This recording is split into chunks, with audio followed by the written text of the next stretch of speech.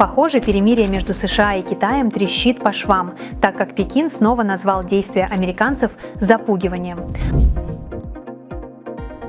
А тем временем заявленные 90 дней отсрочки постепенно истекают, а у Соединенных Штатов никаких существенных торговых соглашений как не было, так и нет. И чем громче и помпезнее президент США заявлял об очередных своих грандиозных проектах, тем сильнее будет проседать доллар по мере их развала. Но сегодня евро растет не только на слабом долларе. Появились предположения, что во время или после финансового саммита G7 его участники могут провести валютную интервенцию. И в качестве главных получателей выгоды от падения доллара США эксперты рассматривают в том числе евро, учитывая, что сильный доллар, по мнению Дональда Трампа, снижает конкурентоспособность американских производителей. Такие слухи не лишены оснований. Более детальный разбор рынков смотрите в видео на нашем канале.